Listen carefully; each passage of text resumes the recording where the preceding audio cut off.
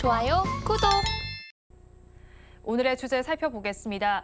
원유 부국 1위 매장량을 가지고 있는 베네수엘라입니다. 미국이 제재를 완화한다는 소식이 전해졌는데 이걸로 인해서 유가가 안정될지 자세한 이야기 짚어보도록 하겠습니다. 미국이 베네수엘라의 원유 수출 제재 완화 카드를 만지작거리고 있습니다. 베네수엘라의 경우에는 글로벌 석유 매장량 1위 나라인데요. 벌써 기대감 속에서 국제 유가는 하락을 했죠. 그러면 미국이 베네수엘라 제재를 완화한다면 원유 시장의 판도 변화 어떻게 일어나게 될까요? 일단 이제 원유 시장을 저희가 잘 이해를 해봐야 되는 점이 어떤 것들이 있냐면 그동안에는 저희가 그냥 땅속에서 원유를 뽑아낸다 생각을 했는데 여러 가지 이제 원유 문제가 되다 보니까 뭐 샌드 오일이랄까 여러 가지 다른 대체로 또 자원을 개발을 했어요. 그러다 보니까 지금 중동 지역이 거의 67%, 70% 가량 차지하던 그 매장량이 지금 한 48% 정도로 줄어들었습니다. 그러니까 캐나다에서 샌드 오일 뭐 채취한다는 얘기 많이 들으셨을 거예요. 네. 그러다 보니까 지금 베네수엘라가 사우디하고 한 비슷한 정도의 그 매장량을 가지고 있습니다. 한 17% 정도, 전 세계에 한 17% 정도 가지고 있는데 베네수엘라는 그동안에 이제 제재를 받았죠. 왜 제재를 받았냐면 대통령 선거를 부정선거로 했다 그래서 이거는 좀 민주주의이지 않다라는 국제사회의 지탄 때문에 미국에서 수출을 못하게 이제 제재를 해버렸어요. 이란하고 비슷한 상황이 된 건데 그러다 보니까 지금 아시다시피 베네수엘라가 뭐 세계 미인은 다 배출한다라고 국가에서 뭐든 해준다 그러고 차베스 대통령이 있던 시절에 막 그렇게 막 흥청망청 돈을 쓰던 나라가 제재가 되니까 이제 거의 이제 국가가 이제 폐쇄되고 많은 사람들이 국가를 탈출하고 뭐 이런 사회가 좀 돼버렸는데 지금 미국에서 어떤 제안을 했다고 뉴스가 들어오면 멕시코에서 만났답니다. 그래서 지금 곧 있을 다음 선거에는 절대 부정선거하지 하지 말아라고 민주적으로 해라. 그 대신에 우리가 세계 석유 수출은 좀 제재를 일부 풀어주겠다라고 하니까 베네수엘라 입장에서도 뭐 민주적으로 합법적으로 하는 건 너무나 당연한 거니까 그런데다 제재가 풀리면 국민 경제도 좋아질 것 같으니까 뭐 거의 수용을 한 것 같은데 아직 내용은 정확하게 알려지지 않고 있어요. 근데 아시다시피 베네수엘라가 지금 한 17% 정도 이상의 그 매장량을 갖고 있기 때문에 베네수엘라의 이 뉴스만 나온 거 가지고도 벌써 유가가 1% 떨어졌어요. 지금 전쟁 터지자 4% 올랐다고 했는데 이 뉴스가 나오자마자 1%가 떨어졌습니다. 이 얘기 무슨 얘기냐면 결국은 공급을 좀 많이 해주겠다는 얘기죠. 근데 베네수엘라가 제재가 풀리면서 공급이 이루어지면 죄송한 말씀이지만 지금 사우디가 러시아하고 해서 감산하고 있잖아요. 그 효과도 좀 떨어질 것 같고. 그러니까 미국으로서는 이번에 이스라엘 팔레스타인 전쟁, 하마스 전쟁 자체가 여러 가지 악재였는데 오히려 베네수엘라의 석유 제재를 좀 풀어줌으로써 공급이 늘어나면서 그동안 사우디가 러시아하고 짬짬이 했던 석유 가격, 석유 감산이 좀 잠깐 해제될 수 있고 경기가 좀 풀릴 수 있는 상황이어서 저는 전 세계 원유 시장 판도 그러니까 에너지 공급의 영향이 좀 많을 것 같아요. 거기 제일 중요한 게 러시아의 영향력이 줄어든다는 거죠. 뭐 러시아 푸틴 대통령이 어젠가 이스라엘 총리하고 통화하면서 절대로 가자지구 전쟁하면 안 된다고 했다는데 사실 러시아는 지금 전쟁 중인 나라거든요. 저는 그 뉴스를 보면서 푸틴 대통령이 이런 말씀하실 자격이 있나 이런 생각을 했는데 아무튼 좀 중동이 좀 안정돼야지 에너지 공급이나 에너지 가격도 안정되는 거기 때문에 이번에 미국이 아마 신의 한 수로 묘수를 쓴 것 같습니다. 네, 일단 앞서서 평론가님께서 말씀을 해주신 것처럼 미국은 2018년에 있었던 베네수엘라의 대선을 부정선거로 규정을 했고요. 이번에 이렇게 제재를 풀어주는 명분은 아무래도 이번엔 불법 없이 공정한 선거를 하도록 보장하겠다는 의미를 담고 있습니다. 그런데 일단은 바이든 대통령이 이렇게 갑자기 제재 완화 카드를 꺼낸 속내가 좀 궁금하거든요. 일단 바이든 대통령으로서는 지난번에 우리나라에 묶여있던 이란 가스 대금을 풀어줬잖아요. 풀어줬는데 다시 또 제재를 했습니다. 왜냐하면 이란이 지금 하마스의 배후에 있다. 그리고 이란이 헤즈볼라를 지금 뒤에서 조종해서 또 전쟁이나 뒷조종하고 있다고 의심을 하기 때문에 또 이번에 동결을 시켰는데 같은 맥락으로 생각하시면 지금 이란은 사실 석유 수출을 하기가 힘듭니다. 왜냐하면 지금 제재를 받고 있잖아요. 그다음에 베네수엘라도 하기 힘들어요. 그런 상황이잖아요. 근데 지금 이런 상황에서 이란보다는 베네수엘라를 좀 풀어주게 되면 베네수엘라 자체에서 공급이 늘어나게 되면 그 베네수엘라도 좋고 네. 또 미국 입장에서도 전 세계의 경제에 석유 공급이 늘어나게 되고 사실 미국이 과거에 그 자국의 원유 재고를 한번 푼 적이 있어요. 세계로 해외로 네. 수출한 적도 있어요.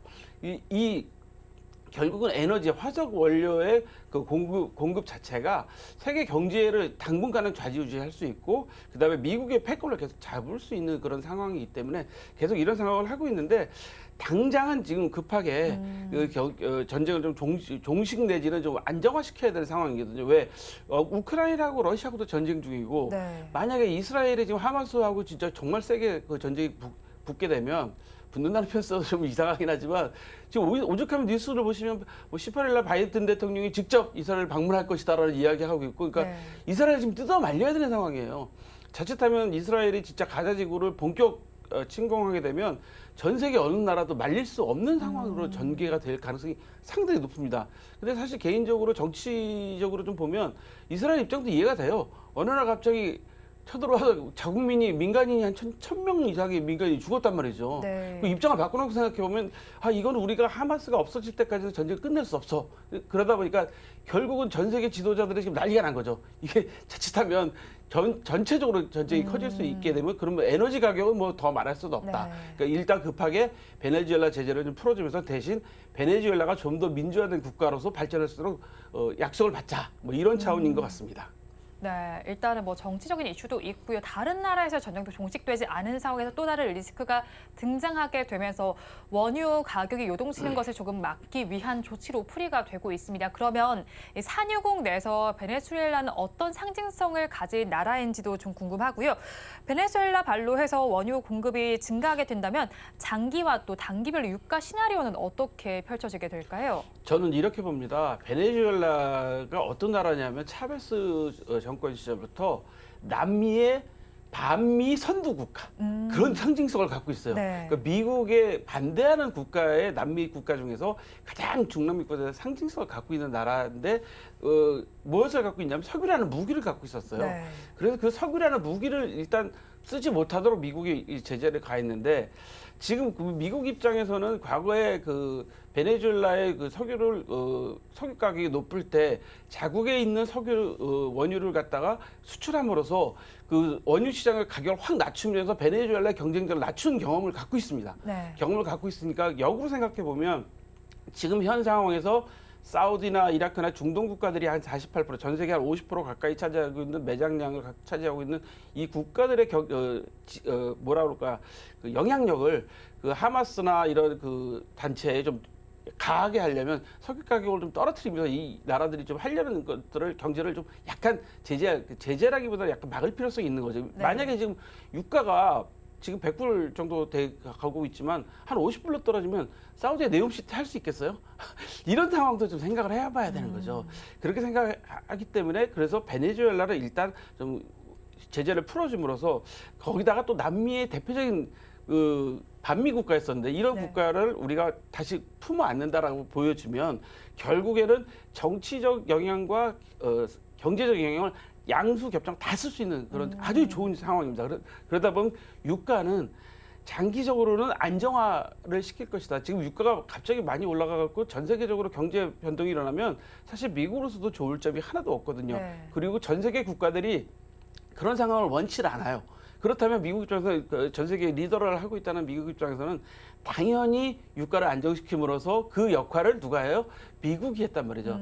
세계의 경찰 국가라는 이미지를 사실은 미국이 이번에 우크라이나 전쟁이나 뭐 이런 남미 이런 중동 사태를 보면서 체면을 좀 구겼거든요. 네. 그런 상황인데 꼭 그 경찰 국가라는 게 무력으로만 하는 게 아니라 경제도 이제 무기화가 될 수 있다는 걸 이제 보여주는 상황이기 때문에 유가는 장기적으로는 안정될 거라고 저는 개인적으로 지금 추정하고 있습니다. 네, 뭐 정치와 경제가 엮여 있는 사안이긴 합니다. 여기서 미국이 유가 안정의 역할을 한다라는 이미지를 심어주기 위한 전략으로 보이고 있습니다. 그렇다면 또 유가와 관련해서 정유주들 내에서는 혼조 양상을 보이고 있습니다. 그런데 베네수엘라에서 이렇게 원유 공급이 원활하게 된다면 앞으로 글로벌 전반적으로 가스와 또 에너지 관련해서는 어떤 방향성을 띠게 될까요? 우리나라가 석유 수출하는 나라는 걸 아시죠? 네. 우리나라는 산유국은 아니지만 원유를 수입해서 고급 석유를 정제를 해갖고 수출하는 나라란 말이죠. 네. 우리나라 수출 품목이 아주 중요한 걸 차지하고 있습니다. 자, 생각해 보시면 에너지주들은 우리나라가 왜 수출국이 됐을까요? 그만큼 좋은 기술을 갖고 있단 말이죠. 그렇기 때문에 베네수엘라 공급 협상에 이번에 뉴스에 바로 유가가 하락했듯이 네. 공급이 원활해지면 에너지주들도 다시 정상화될 가능성이 높고 유가가 올라간다고 해서 에너지 관련 주식들, 특히 정유회사들이 좋아지는 건 아닙니다. 왜냐하면 유가가 오르면 그만큼 뭐죠? 공급받는 가격도 오르기 때문에 네. 그거는 큰 차이가 없는 거죠. 오히려 에너지 가격, 유가가 오르면 에너지를 안 쓰게 되고 뭐 이런 운동을 하게 되잖아요.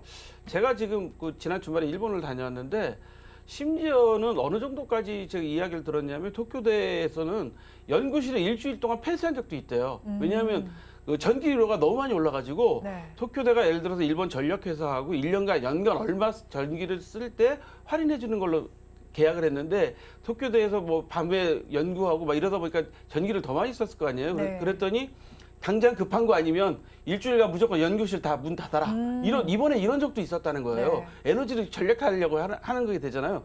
그렇기 때문에 유가가 비싸면 전 세계 나라들의 에너지 전략도 붐이 또 불어올 거라고요. 그래서 항상 그게 긍정적인 것만은 아니다라고 네. 좀 생각하셔야 돼서 오히려 이렇게 원자력이나 아니면 그린 에너지 개발이 좀 더 가속화될 수도 있고 에너지 가격, 석유 가격이 오르게 될 때 오히려 지금 뭐 탈원전도 이야기하고 있지만 원자력을 오히려 더 개발해야 되는 거 아니냐. 그래서 지금 우리가 소형 발전 원자력에 대해서 지금 관심들이 많잖아요. 네. 더구나 독일의 사태를 봤거든요.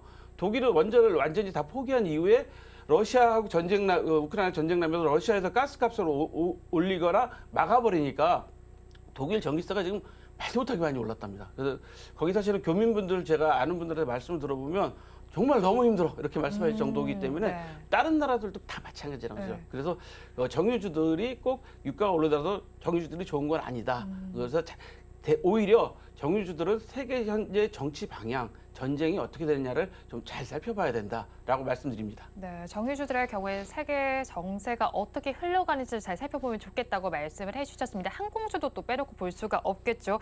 고유가에 따라서 항공주의 경우에는 최근에 계속 신저가 행진을 이어가고 있습니다.